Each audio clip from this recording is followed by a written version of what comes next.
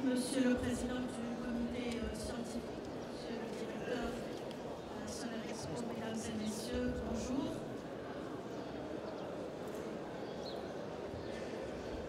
Alors effectivement, comme on vous l'a dit, je suis la directrice du bureau Afrique du Nord de la Commission économique des Nations Unies pour l'Afrique. Et effectivement, nous sommes basés à Rabat et nous couvrons 7 pays d'Afrique du Nord, donc géographiquement, nous travaillons de la Mauritanie au Soudan. Et on m'a demandé, dans le cadre de cette rencontre, de vous parler de la coopération Sud-Sud pour la promotion des énergies renouvelables. Alors, mon exposé devait venir à la fin.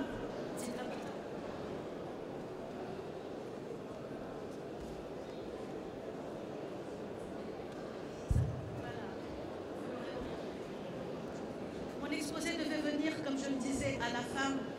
J'espère que la mise en contexte va s'arrêter prochainement. Il devait venir à la fin de la séance, donc je comptais sur l'apport des différentes autres... non, c'est bon, ils ne m'entendent pas, je parle plus fort.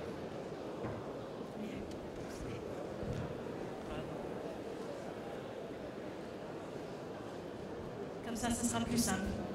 Bien, donc je comptais sur la somme des différentes présentations pour ensuite vous parler de coopération.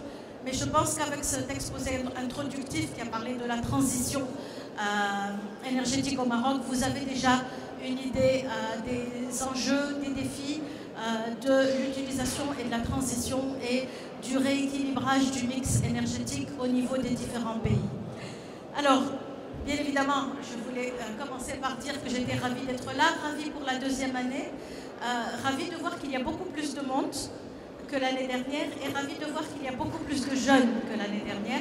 Et ça, je pense que c'est important dans un domaine en devenir, dans un domaine à construire. Je pense qu'il est important que les jeunes soient là pour étudier les opportunités. Donc merci, un grand merci aux utilisateurs de nous associer à cette rencontre. Alors, la première question qui vient à l'esprit quand on pose un sujet comme celui-ci, c'est pourquoi promouvoir des énergies renouvelables dans les pays du Sud. Et vous avez vu l'affiche de la conférence. Moi, mon intérêt, et je suis également payée pour, c'est l'Afrique. Et donc, j'ai regardé aussi l'importance de ces énergies pour l'Afrique. Alors, tout d'abord, un grand point, il y a un besoin croissant, des besoins énormes en énergie, en utilisation d'énergie sur le continent africain. C'est vrai pour la plupart des pays du Sud, c'est surtout vrai pour le pays africain. Et vous avez vu tout à l'heure le montage de photos satellites, puisqu'en fait, ça n'est pas une photo satellite qui a été prise en une seule fois. Il ne fait pas nuit sur la Terre entière, vous le savez bien. Donc, le photomontage satellitaire que vous avez vu, l'Afrique représente un grand point noir, très peu éclairé, donc les besoins sont évidents. Alors, mais la situation, c'est un continent en pleine dynamique, avec une situation qui s'améliore. Aujourd'hui, les taux de croissance en Afrique sont parmi les plus élevés au monde et ils sont élevés de manière quasi continue depuis une dizaine d'années. Avec une moyenne continentale, évidemment, 54 pays ne peuvent pas tous avoir les mêmes parcours, mais la moyenne continentale, au cours des 10 dernières années, s'est située autour de 5%. Et en même temps, ce qui est intéressant également à noter pour le continent, c'est que c'est le continent qui a eu la meilleure attitude, la meilleure résilience par rapport aux différentes crises que le monde a connues depuis 2008. Et malgré ces crises, l'impact a été relativement bien amorti et les pays du continent, pris dans leur ensemble et leur moyenne, ont réellement résisté d'une manière beaucoup plus robuste que d'autres régions du monde. Et ceci est vrai aussi bien pendant les périodes de crise que les périodes post-crise. Et cela, évidemment, a démenti les images un peu caricaturales qu'on a de l'Afrique, les guerres en Afrique, les épidémies en Afrique, qui existent bien sûr, mais qui existent réellement dans une mesure moindre depuis quelque temps. Le deuxième point pour lequel les besoins en énergie sont croissants, c'est qu'aujourd'hui, l'Afrique, qui est un continent qui a essentiellement besoin de revoir son développement, ses politiques de développement et sa transformation structurelle, par une transformation structurelle et une réindustrialisation. L'émergence économique du continent nécessite une transformation de sa structure économique pour passer d'une activité à prédominance agraire, rurale et d'extraction à des secteurs industriels beaucoup plus dynamiques avec de la valeur ajoutée qui puissent s'intégrer dans des chaînes de valeur mondiales et qui puissent apporter de l'emploi aux jeunes. Le troisième point, en ce qui concerne la politique d'industrialisation, c'est évidemment la création d'un environnement adapté, d'un environnement adéquat, avec la mise en place des infrastructures appropriées, et notamment les infrastructures physiques, sociales, le capital humain, les systèmes financiers, les systèmes de recherche et développement, de formation, de technologie et, très important, de gouvernance. Un autre point qui fait que les besoins en énergie n'arrêtent pas de se développer sur le continent africain, c'est l'objectif d'émergence que se sont fixés la plupart des pays. Aujourd'hui, le plus grand nombre de pays, ce qu'on appelle les PMA, les pays les moins avancés, sont en Afrique, une trentaine parmi eux, et la majorité des pays s'est fixé un objectif d'émergence, c'est-à-dire passer de pays à faible revenu à des pays à revenus intermédiaires. Et pour ceux qui connaissent l'exemple du Cap-Vert, qui est un pays à très peu de ressources, il est réellement édifiant la manière dont le développement et les stratégies de développement du pays ont été réorientées pour permettre que le pays puisse permettre à ces populations de bénéficier de conditions de vie beaucoup plus agréables. Et l'une des choses qui font la caractéristique du Cap-Vert, c'est le fait qu'ils ont opté également pour les énergies renouvelables. Le continent africain est également un continent où la classe moyenne est en pleine expansion. On estime qu'en 2030, un habitant sur 6 fera partie de la classe moyenne, d'une façon générale, dans les pays en développement, ce qui représenterait 1 milliard d'habitants, avec une demande évidemment de consommation qui serait forte. Et c'est cette demande de consommation, en tout cas pour un continent comme le continent africain, c'est cette demande de consommation qui soutient la croissance africaine et qui explique en partie le fait que le continent ait pu faire preuve de résilience face aux différents chocs exogènes et a réduit en partie sa vulnérabilité. Le dernier point, c'est une urbanisation croissante.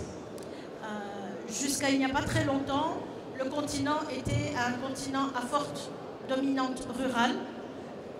Or, depuis 2008, ceci est valable pour le monde, depuis 2008, plus de la moitié de la population mondiale vit dans les villes, en fait 54%. En 2011, 78% pour les pays développés, mais encore seulement 47% pour les pays en développement.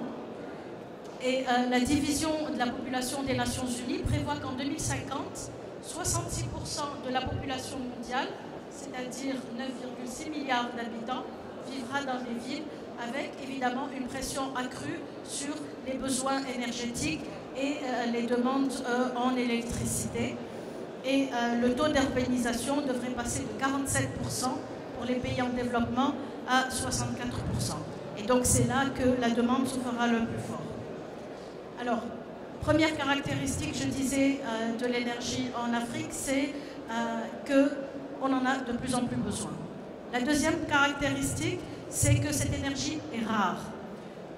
Dans les pays du Sud, et en particulier si on zoome sur l'Afrique, il y a un retard considérable pour l'accès à l'énergie. Donc vous avez vu la carte du monde, je ne vais pas redévelopper, le professeur l'a fait de manière très éloquente. La capacité de production sur le continent africain pour répondre aux besoins a périclité au cours des 20 dernières années. C'est-à-dire qu'il n'y a pas eu réellement sur les énergies traditionnelles et les productions traditionnelles d'énergie de développement particulier. Et il y a un réel besoin de booster cette production énergétique. Aujourd'hui, on estime que, globalement, c'est une moyenne, et comme toutes les moyennes, elles finissent par devenir caricaturales, mais ça donne une bonne image. On estime aujourd'hui que la production en Afrique, en moyenne, suffit à peine à alimenter une ampoule pendant 3 heures par jour et par personne. Donc vous imaginez votre vie si vous n'aviez accès à l'énergie que pendant 3 heures, une ampoule, donc les smartphones, etc., oublier les ordinateurs. Donc c'est vraiment un problème au niveau du développement, pas seulement du confort de vie, mais également du développement. Et le professeur l'a dit tout à l'heure de manière aussi très claire, les pics en besoins énergétiques sont très différents dans notre région du monde par rapport aux autres régions du monde, parce que chez nous, elles sont essentiellement portées par la consommation des ménages, par l'individu, alors qu'au niveau des pays développés et des pays fortement industrialisés, c'est l'industrie qui est la plus grande consommatrice de cette énergie. Encore sur les chiffres, pour juste vous donner des images, aujourd'hui, nous avons 48 pays africains qui ont une capacité combinée de production énergétique équivalente à celle de l'Espagne. Et un Africain sur 4 a accès à l'électricité avec moins de 20% des ménages. Donc, on estime que d'ici 2050, si on reste sur cette trame, un certain nombre de pays, beaucoup parmi les pays africains, n'arriveront pas à l'objectif d'accès universel à l'électricité pour leurs citoyens. Et donc, vous imaginez bien que s'ils lancent des programmes de transformation industrielle, ils n'auront pas non plus les moyens de les soutenir et de soutenir la demande énergétique qui va les accompagner.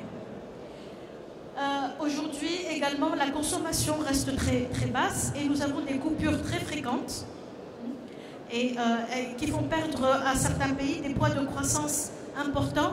Ça peut aller entre 2 et 6%, enfin 2 et 6% du PIB qui est perdu du fait de ces coupures énergétiques. Et encore une fois, on a des images un peu d'épinal, mais un pays comme l'Afrique du Sud, qui est un pays relativement développé par rapport à la moyenne du continent africain, souffre également de coupures énergétiques qui pénalisent sa croissance et sa production. Et cela pose, mais ce n'est absolument pas le thème d'aujourd'hui, le problème de la redistribution et de l'équité du développement, puisqu'il y a des développements à différentes vitesses selon un certain nombre de critères. Alors cette énergie qui est rare, cela s'accompagne d'une conséquence en général très claire, elle est chère.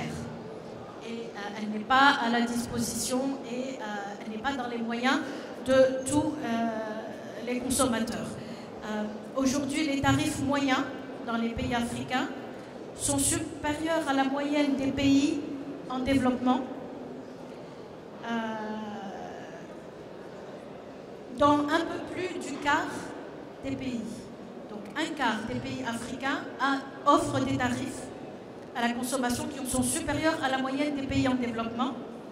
Ce chiffre peut atteindre le double pour des pays comme le Kenya, le Rwanda, le Sénégal, alors que ce sont des pays qui sont perçus comme des pays où les progrès et la route vers l'émergence a bien démarré, mais les tarifs restent chers.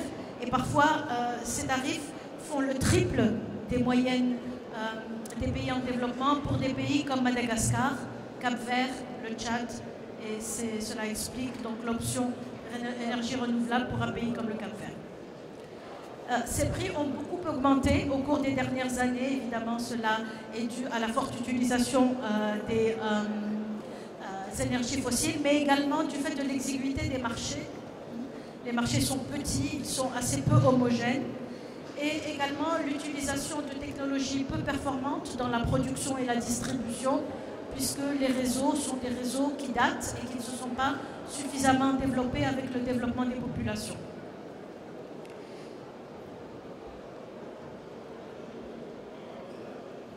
Voilà, tout à l'heure, vous parliez par exemple du potentiel hydroélectrique. Pour le continent africain, le potentiel hydroélectrique est exploité à 10% de sa capacité. Donc vous voyez qu'il y a de la marge, pas seulement, il y a réellement de la marge pour tous les types d'énergie. Alors, pour faire face aux défis liés au changement climatique et à la préservation de l'environnement, là encore, les énergies renouvelables sont une solution et un besoin important en énergie renouvelable. Alors, en ce qui concerne le continent africain, le focus est essentiellement dans le cadre de la lutte contre la désertification et la déforestation, puisque le continent est relativement vulnérable de ce point de vue-là. Lutter contre les défis, face aux défis liés au changement climatique, permettra également d'assurer une transition vers l'économie verte et je tiens à dire une transition non contraignante, c'est-à-dire qu'en fait, on ne va pas demander à tous les industriels et à tous les producteurs africains du jour au lendemain de passer vers de systèmes de production classiques, traditionnels, à des systèmes de production aux normes écologiques et aux normes environnementales reconnues dans le monde. Tout simplement, ce qu'on dit, c'est qu'il n'y a pas remplacement, il y a opportunité à créer. Et ces opportunités, il faut les saisir petit à petit et ne pas faire des écolabels, par exemple, une conditionnalité supplémentaire à mettre à la charge des pays africains, d'autant que si on est sur la théorie pollueur-payeur, ce ne sont pas les Africains qui contribuent le plus aux émissions de gaz à effet de serre. Et avec cette économie verte, on peut évidemment, pour les jeunes, c'est réellement un domaine où il y a des potentialités très importantes en termes de création d'emplois, en termes d'entrepreneuriat des jeunes. Alors, ça c'est la situation dans les pays du Sud. Donc si on prend aujourd'hui une image figée, vous voyez que la situation n'est pas reluisante, mais il y a des potentialités. C'est vrai pour l'Asie du Sud-Est, c'est aussi vrai depuis une décennie pour le continent africain. Il y a une demande, il y a un mouvement vers le haut. Il y a de l'espoir pour que la consommation se développe, s'améliore. Et donc, quel lien peut-on créer entre ces pays du Sud, entre les pays africains? Et dans un deuxième temps, je dirais un mot également sur le Maroc et voir comment le Maroc peut s'intégrer dans ce schéma-là. Alors tout d'abord, comme vous le savez, je viens de parler des changements climatiques. Vous savez qu'il y a des négociations très importantes qui sont faites au niveau mondial sur les questions liées aux défis de l'environnement et au changement climatique, qui se font dans des conférences mondiales qui se tiennent une fois par an. Donc il est important que les pays du Sud se regroupent, se concertent et arrivent à peser un peu plus fort qu'ils ne le font à l'heure actuelle dans ces négociations internationales. Encore une fois, tout à l'heure, je parlais des conditionnalités pour l'accès au financement, par exemple, pour l'accès à un certain nombre de ressources. Il ne faut pas que l'environnement devienne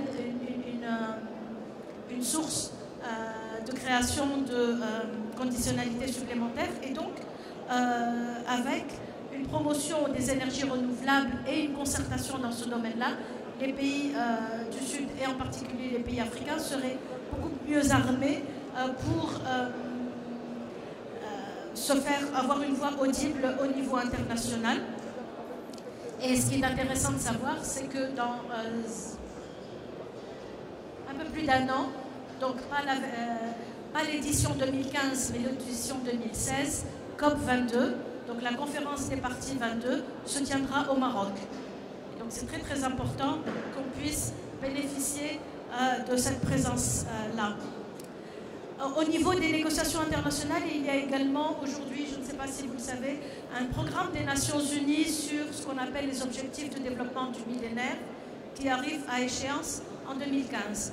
Et nous sommes en train de définir des objectifs pour l'après 2015, qu'on appelle l'agenda post-2015. Et dans ce cadre-là, il y a ce qu'on appelle les objectifs de développement durable.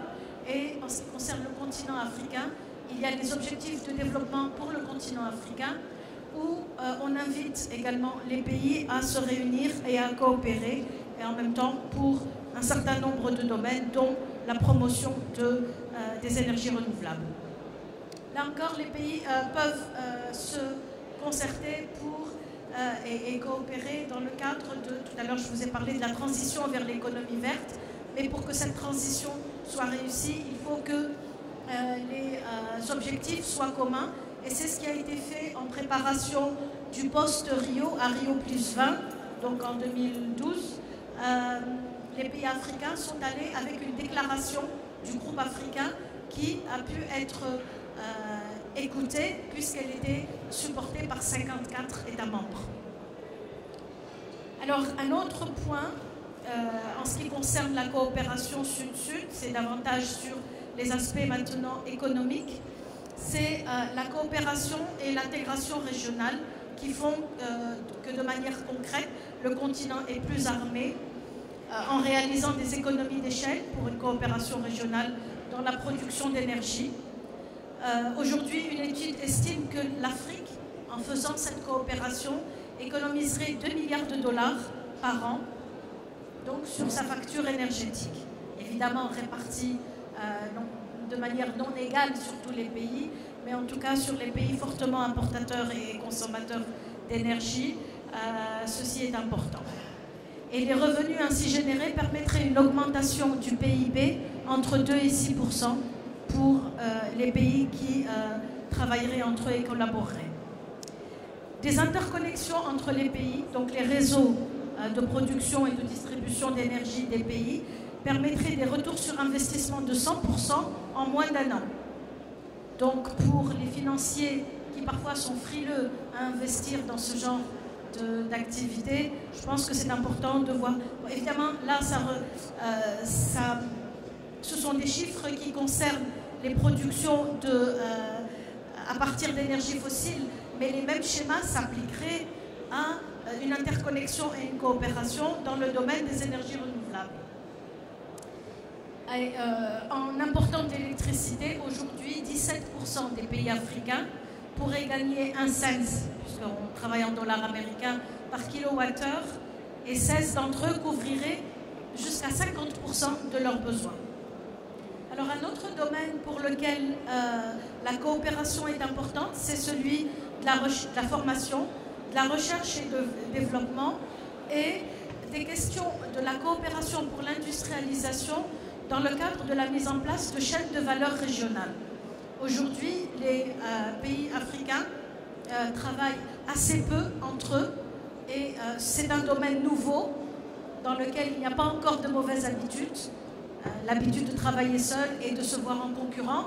Donc c'est un domaine où on peut apprendre des fautes du passé et travailler de manière un peu plus coordonnée et concertée.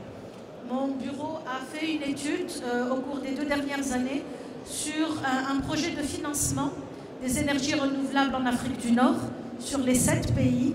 Donc on l'a fait en 3 temps. Une photographie et une analyse des progrès vers les énergies renouvelables dans ces 7 pays-là.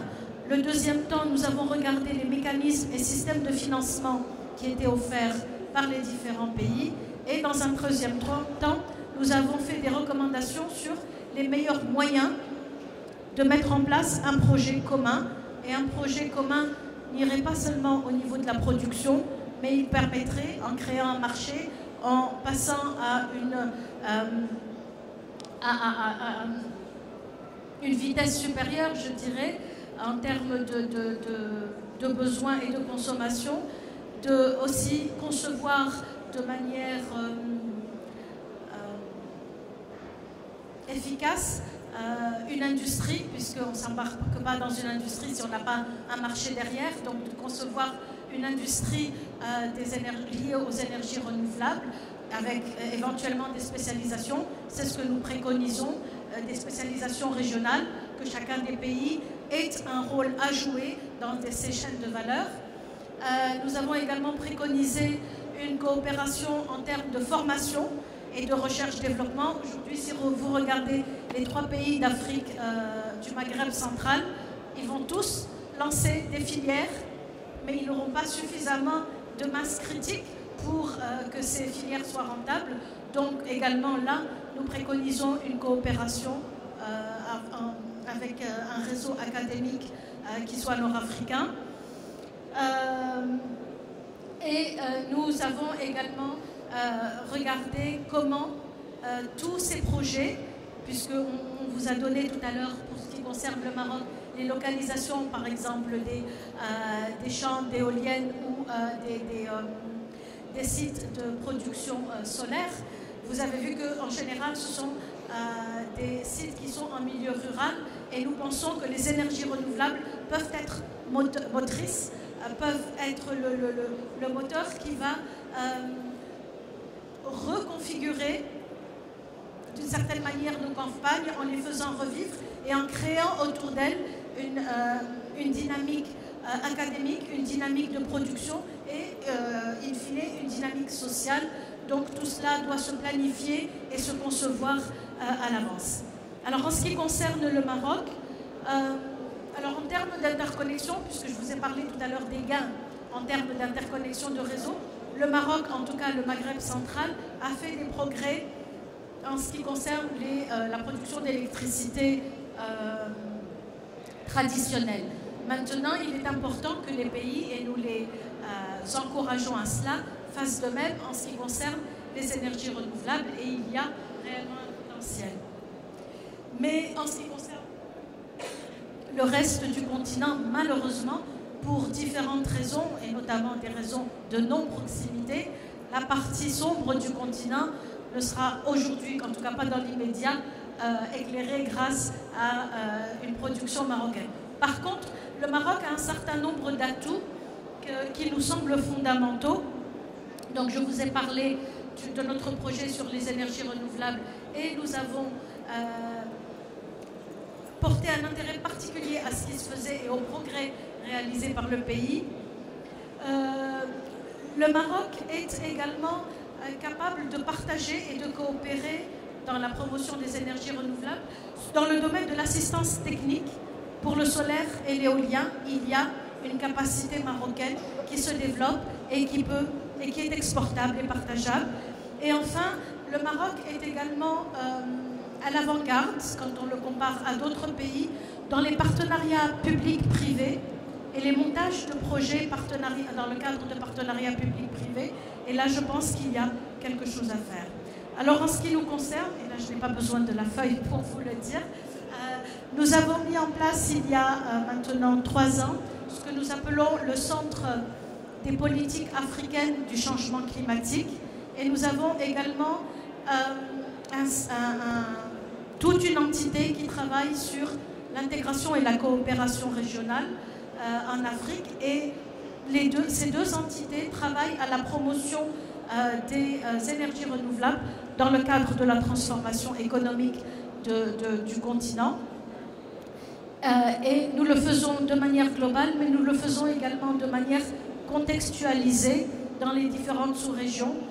Et là, mercredi, commence à Rabat une réunion que nous organisons sur l'économie verte et la relation, le rôle de l'industrie et de l'industrialisation dans le Rabat. Après, dans la mise en place de cette économie verte, dans la création d'emplois, dans l'harmonisation des cadres légaux et réglementaires et dans la création d'emplois pour les jeunes générations. Je vous remercie.